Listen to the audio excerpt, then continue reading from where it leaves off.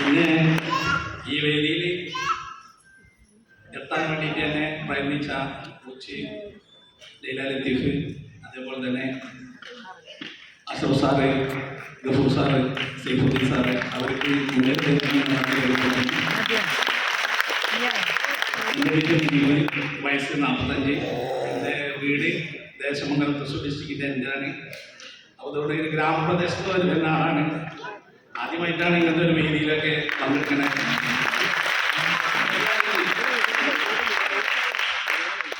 പിന്നെ കോളേജ് പഠിക്കുന്ന കാലത്ത് എല്ലാവരും ഇങ്ങനെ റെഡിമെയ്ഡ് ഷർട്ടൊക്കെ വരും കൂട്ടുകാരൊക്കെ.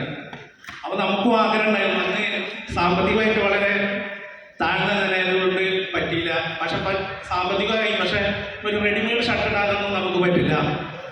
അപ്പോൾ അതേപോലെ നമുക്കൊരു ഞങ്ങളുടെ ഗ്രാമങ്ങളിൽ കല്യാണം കൊടുക്കണ്ടോ, കല്യാണം കൊടുക്കുമ്പോൾ ഒരു ചെയർ പ്ലാസ്റ്റിക്കിൻ്റെ ചെയർ ഉണ്ടാവും. അപ്പോൾ അത് ഇരിക്കുമ്പോൾ ഉള്ള ബുദ്ധിമുട്ട്, പിന്നെ ഓരോരുത്തരെ കളിയാക്കൽ, അതൊക്കെ കൊടുക്കുമ്പോൾ എങ്ങനെയായും ഈ തടിയൊന്ന് കുറച്ച് കിട്ടിയാലുള്ളൊരു ആഗ്രഹം മനസ്സിൽ വന്നു. അങ്ങനെയാണ് ഈ ലൈല ലത്തീഫിൻ്റെ കണ്ടുകൊണ്ടിരുന്നത്. അങ്ങനെയാണ് നിങ്ങളുടെ ഈ ഹെർബൽ ലൈഫിൽ വന്ന് ചേരുന്നത്. ഇപ്പോൾ 13 ദിവസം 10 കിലോളം കുറക്കാൻ പറ്റി. പിന്നെ എനിക്ക് പറയാനുള്ളത് 2-3 കാര്യങ്ങൾ ശ്രദ്ധിക്കുന്നുള്ളൂ. ഫസ്റ്റ് ഇതിൽ ചേരുന്നവരോട് പറയാനുള്ളത്, ഒന്ന് ആദ്യം തന്നെ മൈൻഡ് സെറ്റ് ചെയ്യുന്നതിലേക്ക്. മൈൻഡ് സെറ്റ് ചെയ്യാവുന്ന നമുക്കത് കഴിയും എന്നുള്ളൊരു തോന്നൽ വരും. രണ്ടാമത് വരുന്നത് മറ്റുള്ളവർ ജോബ്. ഇപ്പം ഞാനൊക്കെ നടക്കാൻ പോകുമ്പോൾ പലരും പല കമൻറ്റുകളും പറയും. ആ തടിയാ, നല്ല കൈവീശി നടക്കണം, അല്ലെങ്കിൽ ബാക്കിൽ നിന്നണോ, അല്ലെങ്കിൽ പല പല കമൻസുകളും അതൊക്കെ അനുസരിച്ചുകൊണ്ട് അവരെ തള്ളുക.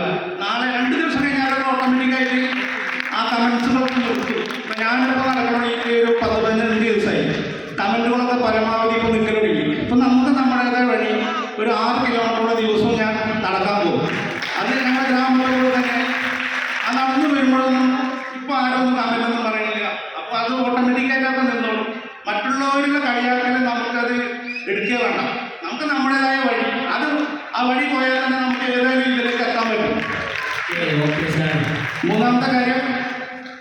മൂന്നാമത്തെ ഒരു ഇത് പറയേണ്ടത്, നമുക്ക് പിന്നെ ഫുഡ് കൺട്രോൾ ചെയ്യും നിർബന്ധമാണ്. ഇതിൽ ഫുഡ് കൺട്രോൾ ചെയ്ത് തന്നെ നമുക്ക് നമ്മുടെ ഹെർബൽ ലൈഫ് കഴിച്ചാൽ തന്നെ ഏകദേശം ഒരു ഫുഡ് നമ്മൾ വയറുള്ളതാണ് ആവുന്നുണ്ട് ഇപ്പോഴത്തെ അവസ്ഥയിൽ.